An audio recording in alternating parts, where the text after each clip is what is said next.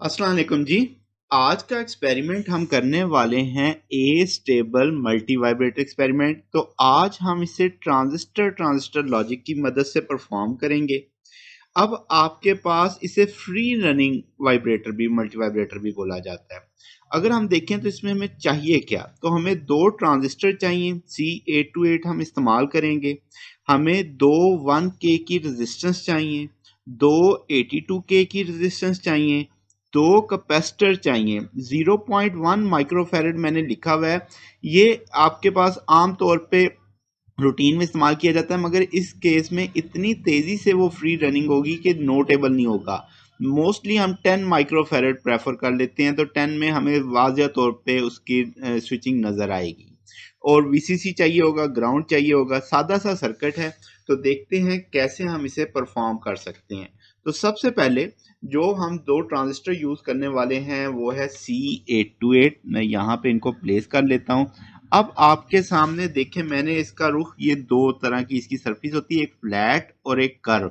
जब हम फ्लैट अपनी तरफ रखते हैं तो अमीटर, कलेक्टर, बेस, ठीक है।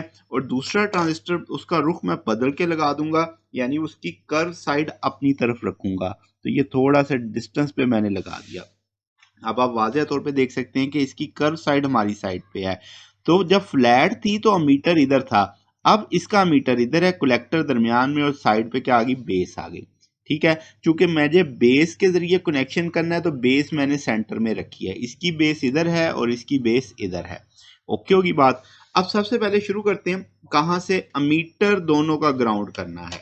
तो मैं क्या करता हूं कि आपके पास सबसे पहले इस वाले का अमीटर ग्राउंड कर देता हूं। तो ये अमीटर ग्राउंड हो गया, क्योंकि हम जानते हैं कि ये साइड अमीटर है, क्योंकि अब फ्लैट साइड उधर है ना, तो ये अमीटर है, ये दरमियान में कलेक्टर और ये बेस। और इस वाले का भी अमीटर हम क्या कर देते हैं, ग्राउंड कर देते हैं। तो ये जनाबे वाला मीटर ग्राउंड हो गया। तो दोनों के मीटर ग्राउंड हो गए। अब हम जानते हैं आउटपुट आपने कलेक्टर से उठानी है, तो एलईडी के जरिए हम आउटपुट ले लेते हैं। पॉजिटिव नेगेटिव को देखते हुए पहले ही हम लगा देंगे एलईडीज, यानी कि यहाँ पे मैं एलईडी लगा रहा हूँ, तो ये मेरे लिए आउटपुट का काम करेगी।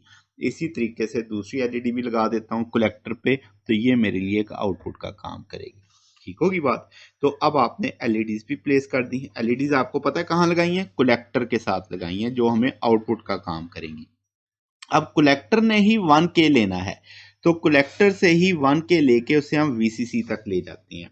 तो मैं 1K की एक रेजिस्टेंस लूंगा और उसे हम ले जाएंगे कहाँ तक, VCC तक। तो ये सेंटर वाली आपके पास कलेक्टर है, तो सेंटर से हम एक लगाते हैं और इधर हम लगा देते हैं कि भाई ये अब हमने इसे VCC दे दी। ठीक होगी। दूसरी 1K की रेजिस्टेंस लेते हैं और उसे भी कलेक्टर से उठाते हैं और कहाँ ले जाते हैं, उसे भी हम VCC तक ले जाते हैं। तो आप देखें कि इसे भी मैंने VCC दे दिया। तो आपने देखा, मैंने 1K की रेजिस्टेंस ली और उसे VCC दे दिया। यहां से कलेक्टर से 1K की रेजिस्टेंस ली और उसे VCC दे दिया। अब क्या जनाब, ये हिस्सा पूरा हो गया। ये 82K 82K। अब मैं दरमियान में करके कहीं दो 82K लगा देता हूँ। तो अब आप लेट से यहाँ पे लेट से हम कलर कर देते हैं, ये 82K ली और इस जगह पे हमने इसे प्लेस VCC दे दी।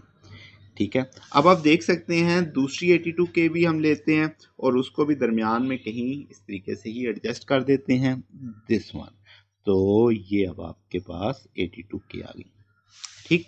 अब आप देख सकते हैं कि बिल्कुल एज इट इज आपके पास एक सिचुएशन डेवलप हो रही है। 1K किनारों पे है और दरमियान में क्या है, 82K। अब जो कलेक्टर और ये 1K और 82K के दरमियान में कैपेसिटर लगाना है, तो मैं इसका पॉजिटिव नेगेटिव लेके इसे भी हम इसके साथ यहाँ पे जोड़ देते हैं। अब आप गौर करो कि मैंने क्या किया है कि यहाँ से, अगर मैं इसको थोड़ा सा इधर करके दिखाऊं, तो अब आप देखो कि मैंने इसे कलेक्टर वाली लाइन के साथ जो था वहां से उठाया और जो बीच में आपने 82K दी थी उसके साथ जोड़ दिया। ठीक है। और आपने यहां से इसे कलेक्टर वाली साइड से लिया है। इसी तरीके से सिमिलर पैटर्न पे अब हम दूसरा कैपेसिटर लेंगे और उसका भी पॉजिटिव नेगेटिव देखते हुए कलेक्टर से लेकर और उसी रेजिस्टेंस के दरमियान तक जो लगा देंगे।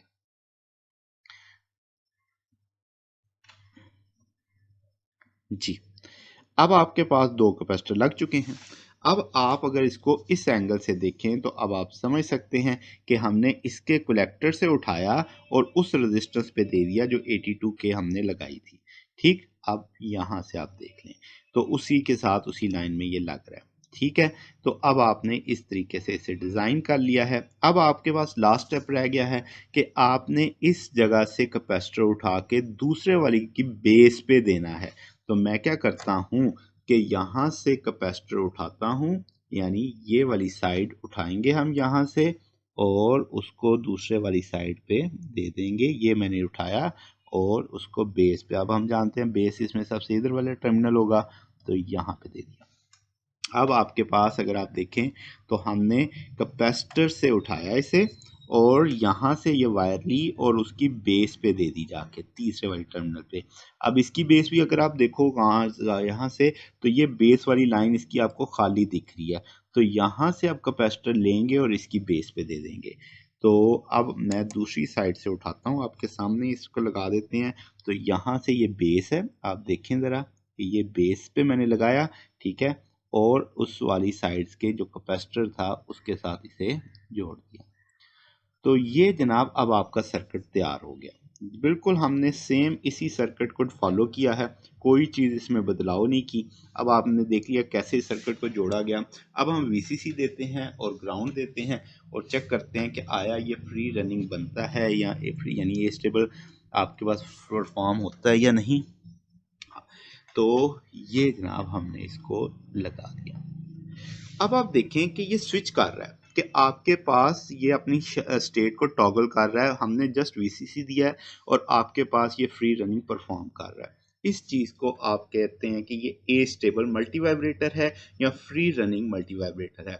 हाँ, अगर आप कैपेसिटर बदलोगे, जैसे जैसे आप कैपेसिटर के इस वक्त 10 माइक्रो लगे हुए हैं, अगर आप 100 माइक्रो करोगे तो इनके स्विच करने का टाइम बढ़ जाएगा। अगर आपने ये सारी थ्योरी समझनी हो तो ऊपर आई बटन में आपको लिंक मिलेगा ए स्टेबल मल्टी वाइब्रेटर। तो ये कैसे, इसके बिहाइंड द थ्योरी क्या है, कंसेप्ट क्या है, वो सारा थ्योरी के लेक्चर में अपलोडेड है।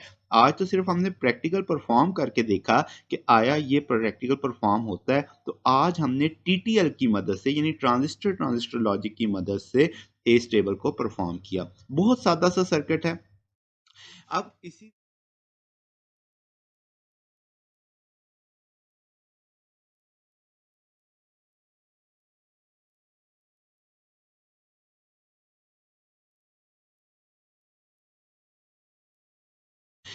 इसी तरीके से हम 555 की मदद से भी यानी टाइमर आईसी जो कहलाती है उसकी मदद से भी ए स्टेबल को परफॉर्म करेंगे। तो आज के लिए इतना ही। अगर आपको इसमें कोई बात पूछनी हो, डाउट हो, तो नीचे कमेंट्स में पूछ सकते हैं। वीडियो अच्छी लगी हो तो वीडियो को लाइक कीजिएगा, दोस्तों के साथ शेयर कीजिएगा और चैनल को सब्सक्राइब कर दीजिएगा। ओके, अल्लाह हाफिज।